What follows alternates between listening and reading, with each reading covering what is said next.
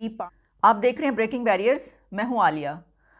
ख़बरें बहुत ही अफसोसनाक हैं, बहुत तशवीशनाक ख़बरें हैं पाकिस्तान से और ख़ास तौर पर अरब तुर्बत के इलाके से।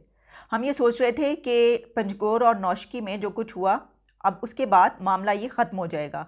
लेकिन हम ये भी जानते थे कि वहाँ पर अभी 5 लोग मौजूद हैं जिनको पकड़ा नहीं जा सका। 5 हमलावर जो कि बाज़ार में दाखिल हुए थे, उसके बाद वो नहीं मिल सके थे। तो वो फ़ाइट अभी तक जारी है, वहाँ पर वो जंग दो बदू अभी तक जारी है। और इसके साथ ही तुर्बत में भी इसी तरह के वाक़यात सुनने को मिल रहे हैं, ख़बरें आ रही हैं। पहले मैंने जब सोशल मीडिया पर देखा तो इस तरह की बहुत सारी, कोई 5-6 घंटे हो गए ऐसी ख़बरें चल रही हैं। लेकिन मैं इसी चीज़ का इंतज़ार कर रही थी कि क्या इसकी कोई ऑथेंटिकेशन है हमारे पास, या ऐसा भी होता है कि जब इस तरह का कुछ होता है और जब हमारी अपनी रियासत हुकूमत इसको सामने नहीं लाती, तो फिर इसका नुकसान ही होता है कि मिस इन्फॉर्मेशन और डिस इन्फॉर्मेशन का सिलसिला शुरू हो जाता है। तो उस वक्त आपको बड़े भांप भांप के कदम रखना पड़ता है, आपको देखना पड़ता है कि कौन सी खबर सही हो सकती है।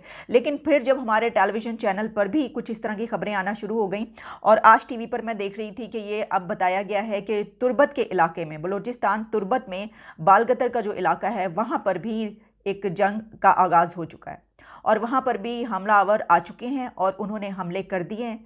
और उसके बाद कोई 3 के करीब कहा जा रहा है, कुछ नाम भी मैं सोशल मीडिया पे देख रही थी जो कि आ रहे हैं उनके हवाले से, और 3 हमलावरों को कहा जा रहा है कि वो मार दिए गए हैं। अब जाहिर है कि सिक्योरिटी फोर्सेस के कितने जवान उसमें उन्होंने अपनी जान दी है, ये हमें अभी तक उस वक्त तक नहीं पता चलेगा जब तक कि हुकूमत और रियासत की तरफ से कोई ना कोई इन्फॉर्मेशन या डिटेल सामने नहीं आएगी। जिस तरह मैंने कहा कि मैं ये समझती हूँ कि होना ये चाहिए ऐसे मामले पर कि आप बेशक डिटेल्स ना बताएं, लेकिन अगर कहीं पर ऐसा हमला हो रहा है, कोई ऐसी जंग चल रही है, तो आप उसकी एक छोटी सी खबर ज़रूर दे दें, हुकूमत या रियासत, ताकि उसमें होता क्या है कि सबको पता चल जाता है। तो अगर कोई इन्फॉर्मेशन कोई और देता भी है तो लोग कहते हैं कि हाँ, ये तो उन्होंने बता दी है, ये तो हुकूमत की तरफ से बता दिया गया है। लेकिन जब बताया नहीं जाता और छुपाया जाता है, तो उसका नतीजा ये निकलता है कि फिर जिस तरफ से जिसका दिल चाहता है वो उसको उसी तरीके से बताता है। बहुत सारी सच्ची न्यूज़ भी आ रही होती हैं, सही खबरें भी आ रही होती हैं सोशल मीडिया पर, और ऐसी खबरें भी आ रही होती हैं जो सच होती हैं लेकिन अभी तक मेन स्ट्रीम मीडिया पर नहीं पहुंची होती। अंदर की खबर भी होती है, लेकिन बहुत ज़्यादा डिस इन्फॉर्मेशन भी होती है। अच्छा, ये जो कुछ इस वक्त चल रहा है, वज़ीर आज़म पाकिस्तान इस वक्त चाइना में है, 4 रोज़ा दौरे पर, 4 दिन के लिए वो वहाँ पर हैं।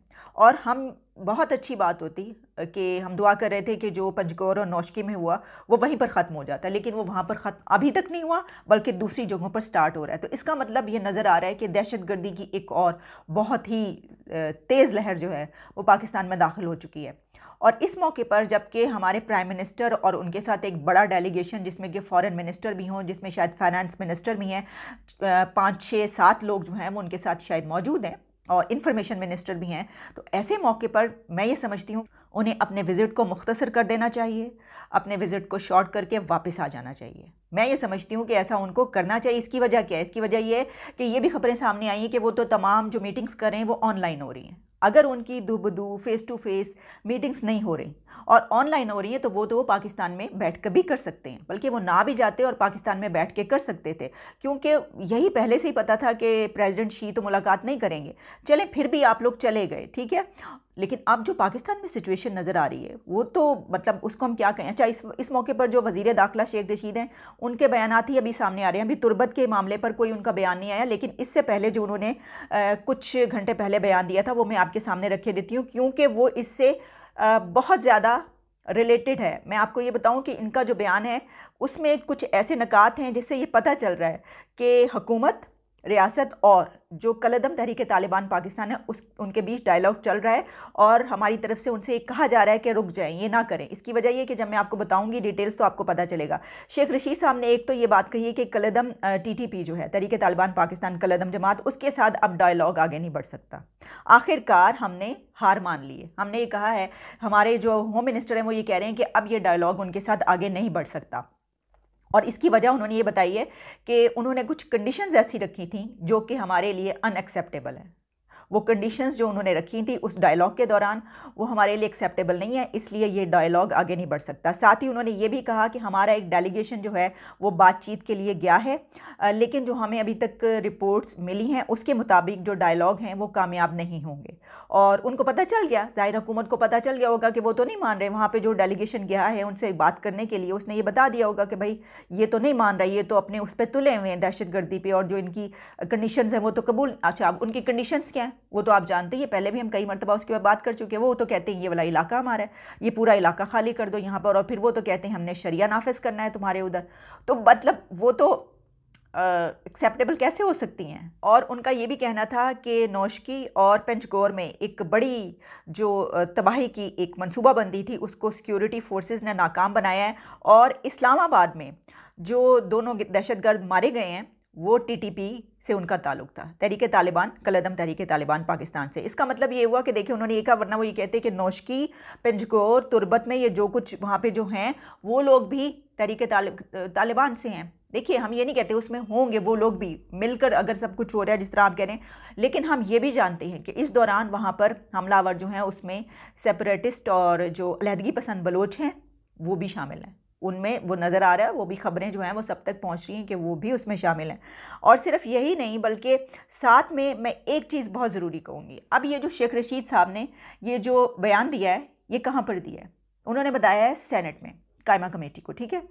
अभी तो आप ये बता रहे हैं क्योंकि आपका डायलॉग फेल हो गया, क्योंकि आपका डेलीगेशन वहाँ पर गया और उन्होंने एक्सेप्ट नहीं की आपकी कंडीशंस, उन्होंने कहा नहीं भाई जंग करो हमारे साथ, हम तो नहीं मानेंगे तुम्हारी बात। तो आप आकर बता रहे हैं सेनेट में, जब आप पहले टीटीपी से डील करने के लिए गए थे, मुआहिदा करने के लिए गए थे, बेशक वो अमन मुआहिदा था कोई भी था, उस वक्त आपने क्यों नहीं पूछा, उस वक्त आपने पार्लियामेंट को क्यों नहीं एतमाद में लिया, उस वक्त आपने अवाम को एतमाद में क्यों नहीं लिया, अब आप अवाम को क्यों बता रहे हैं। यानी जब अगर आपकी डील फेल हो जाए, अगर आपका जो आप उनसे के साथ डायलॉग करने जा रहे हैं फेल हो जाएं, तो आप आके अवाम को जो है वो एतमाद में ले लें और बता दें भाई क्या करें कोशिश की।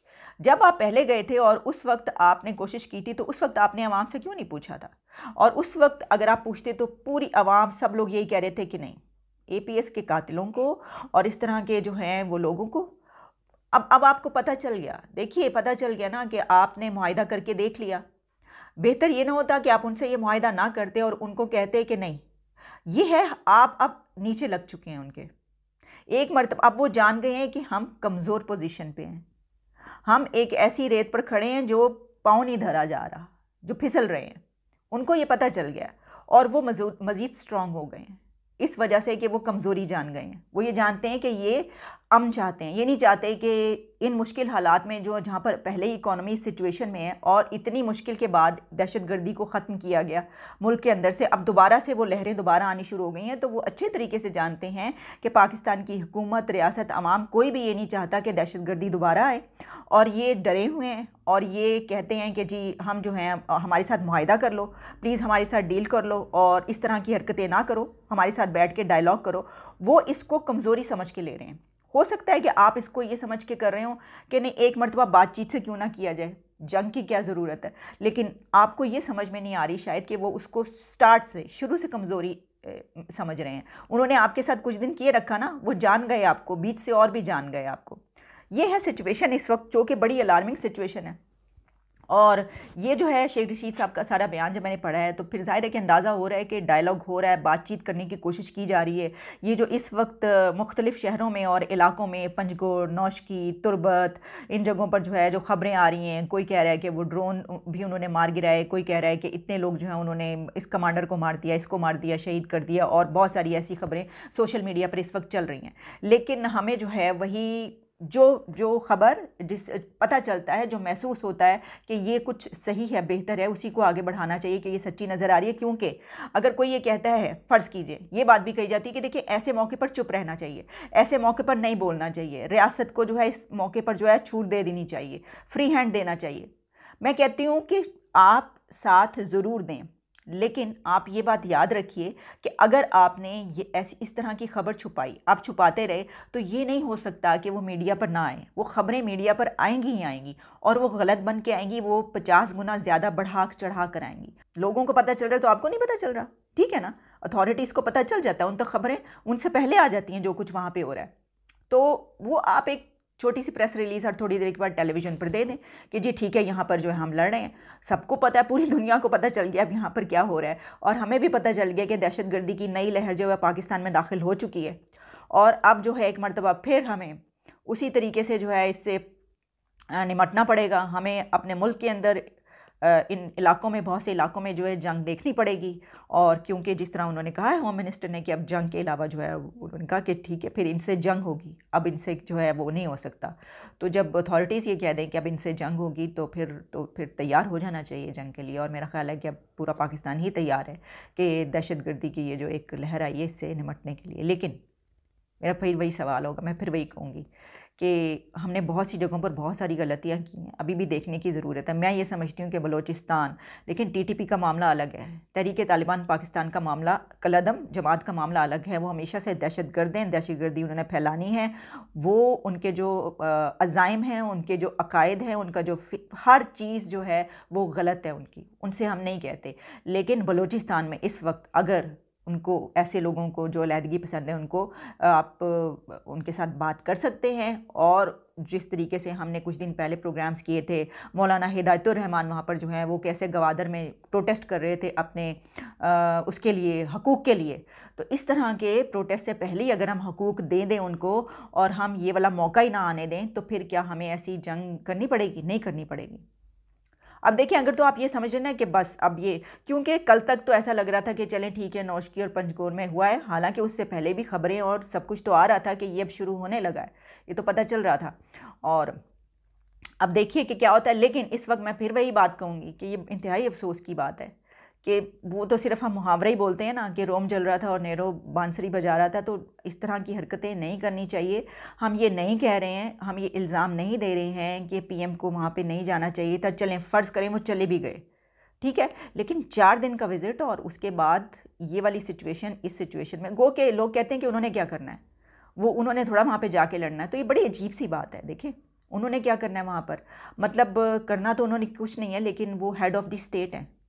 और जो घर का सरबराह होता है वो अगर ऐसे मौके पर बाहर होगा और वो सेरेमनीज़ देख रहा होगा, वो विंटर ओलंपिक्स में उसकी बैठ के जो है वो सेरेमनी देख रहा होगा और उनकी तस्वीर सामने आ रही होंगी। देखिए ना, ऐसे मौके पर आपको पिक्चर्स डालनी चाहिए थी, पिक्चर्स नहीं आनी चाहिए थी। मैं आपको पिक्चर भी दिखाई देती हूँ, पिक्चर्स आ गई हैं और उन पिक्चर्स में जो है वो नज़र आ रहा है कि बड़े ही शौक़ से, वैसे तो मुझे इस पिक्चर में सिर्फ फवाद चौधरी जो हैं वो उस सेरेमनी से महजूज़ होते हुए नज़र आ रहे हैं। सीरियसली मैं आपको बता रही हूँ कि जिन्होंने इस वक्त सर पे कुछ नहीं वो किया हुआ, वो कह रहे हैं कि भाई मैं ये देखने आया हूँ, या जो भी है, सिर्फ वो नज़र आ रहे हैं कि वो देख रहे हैं खुश होकर। बाकी तो मुझे सभी जो हैं वो मुँह लटके हुए नज़र आ रहे हैं और ऐसा लग रहा है कि बहुत ही संजीदा है। अब ज़ाहिर है संजीदा तो वो पाकिस्तान की सिचुएशन पे हो सकते हैं, लेकिन मुझे ऐसा लगता है कि वहाँ पे जो मीटिंग्स नहीं हो पा रही और जो सिर्फ ऑनलाइन मीटिंग्स करनी पड़ रही हैं और अकेले ही बैठना पड़ रहा है, शायद उस वजह से भी कुछ मुंह लटके हुए हैं। ये इस वक्त की सिचुएशन, मैंने सोचा कि मैं इसके ऊपर थोड़ी सी बात कर लूँ, क्योंकि अब तो आने वाले आइंदा जो दिन हैं वो हम देखेंगे कि ये क्या क्या होता है और आगे क्या क्या बढ़ता है और किस तरीके से जो है ये मामला आगे बढ़ते हैं। इजाज़त दीजिए, दोबारा मुलाकात होगी। Take care and good bye.